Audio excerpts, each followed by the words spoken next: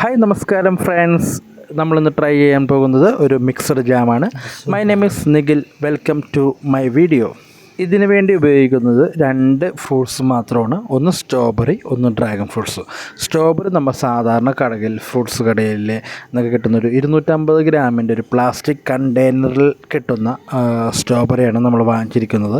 അതുകൂടാതെ dragon fruits നമ്മൾ വാങ്ങിച്ചിട്ടുണ്ട്. ഡ്രാഗൺ ഫ്രൂട്ട്സിൻ്റെ ഉള്ളിൽ റെഡ് കളറായിരിക്കും. അത് ചോദിച്ചു വാങ്ങുക, വൈറ്റ് കളറല്ല, റെഡ് കളറായിരിക്കും. ഇതെല്ലാം എടുത്ത ശേഷം മുകളിലെ ഞെട്ട്, ഗ്രീൻ കളറുള്ള ഞെട്ട് കളഞ്ഞ ശേഷം നല്ല ചെറിയ രീതിയിൽ കട്ട് ചെയ്ത് സ്ട്രോബെറി എടുക്കണം. നമ്മൾ സ്ട്രോബെറി കട്ട് ചെയ്ത് നല്ല ചോപ്പായിട്ടാണ് എടുക്കുന്നത്. ജ്യൂസൊന്നും അടിച്ചിട്ടല്ല, നല്ല ഫൈൻ, നല്ല ചോപ്പ് ചെയ്താണ് എടുക്കുന്നത്. ഇത് ചെയ്യുന്നത് കാരണം ജാം ഉണ്ടാക്കി കഴിയുമ്പോൾ ഒരു വേറെ ലെവൽ ടേസ്റ്റായിരിക്കും കിട്ടുന്നത്. ബ്രെഡ് കൂട്ടി കഴിക്കാനും നല്ല വേറെ ലെവൽ തന്നെ ടേസ്റ്റായിരിക്കും. അപ്പോൾ ഈ ഒരു രീതി തന്നെ നിങ്ങൾ ട്രൈ ചെയ്ത് നോക്കുക. എന്തായാലും നിങ്ങൾ ഈ രീതി തന്നെ മസ്റ്റ് ട്രൈ ആണ്. ഈ രീതി തന്നെ ട്രൈ ചെയ്ത് നോക്കുക. അപ്പോൾ നമ്മൾ വാങ്ങിയ സ്ട്രോബെറി നല്ല ചോപ്പ് ചെയ്ത് ഫൈനായിട്ട് നമ്മൾ എടുത്തിട്ടുണ്ട്. അപ്പോൾ ഇതുപോലെ തന്നെ നിങ്ങൾ കട്ട് ചെയ്ത് എടുത്ത് വെക്കുക. അതിനുശേഷം നമ്മൾക്ക് ഡ്രാഗൺ ഫ്രൂട്ട്സ് എടുത്തിട്ട് കട്ട് ചെയ്യാൻ തുടങ്ങാൻ പോകുകയാണ്. ഇതിന് മുമ്പ് ഒരു സ്പൂൺ എടുത്ത് വെക്കുക. ഡ്രാഗൺ ഫ്രൂട്ട്സ് കട്ട് ചെയ്യുന്നതിനെക്കാട്ടും മുമ്പ് ഒരു സ്പൂൺ എടുക്കുക. അത് എന്തിനാണെന്ന് വെച്ച് കഴിഞ്ഞാൽ അതിൻ്റെ പൾപ്പ് കോരെടുക്കാനാണ്. നമ്മൾ തൊലിയൊന്നും ചെത്തുന്നതല്ല.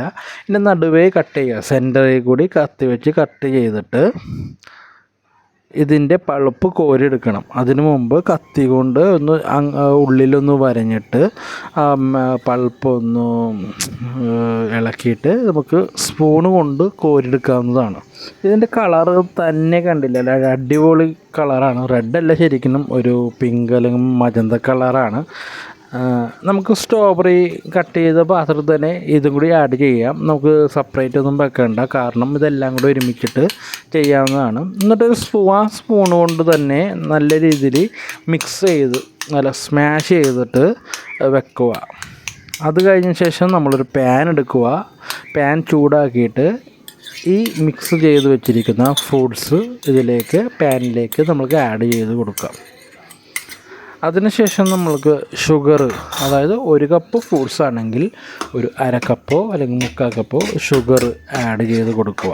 ശരിക്കും കുറച്ച് സമയം കണ്ടെത്തിയാൽ നിങ്ങൾക്ക് വീട്ടിൽ തന്നെ ജാം ഉണ്ടാക്കി കുട്ടികൾക്ക് കൊടുക്കാവുന്നതാണ്. അപ്പോൾ അങ്ങനെ ചെയ്യുന്നതായിരിക്കും കുട്ടികൾക്കും നല്ലത്, അവരുടെ ആരോഗ്യത്തിനും നല്ലത്. അപ്പോൾ നമ്മൾ ഷുഗർ ഇതിലേക്ക് ആഡ് ചെയ്ത്, അതായത് 1 കപ്പ് ഒരു ഫ്രൂട്ട്സ് എടുക്കുകയാണെങ്കിൽ 1/2 കപ്പ് ഷുഗർ അല്ലെങ്കിൽ 3/4 കപ്പ് ഷുഗർ, ഈ ഒരു അനുപാതത്തിലായിരിക്കണം നമ്മൾ ഷുഗർ ആഡ് ചെയ്യേണ്ടത്. അപ്പോൾ ഏകദേശം തളവാകുന്നു. അതിൽ ഫ്രൂട്ട്സിൻ്റെ വെള്ളം, അതിൻ്റെ ലിക്വിഡ് അതിൻ്റെ പൊക്കത്തേക്ക് വന്നു. ഇതൊക്കെ എല്ലാം വറ്റണം. ഒരു 15-20 മിനിറ്റോളം സ്റ്റൗവിൽ കിടന്നിട്ട് വറ്റിയിട്ട് ഒരു ടൈറ്റ് പരുവമാവണം.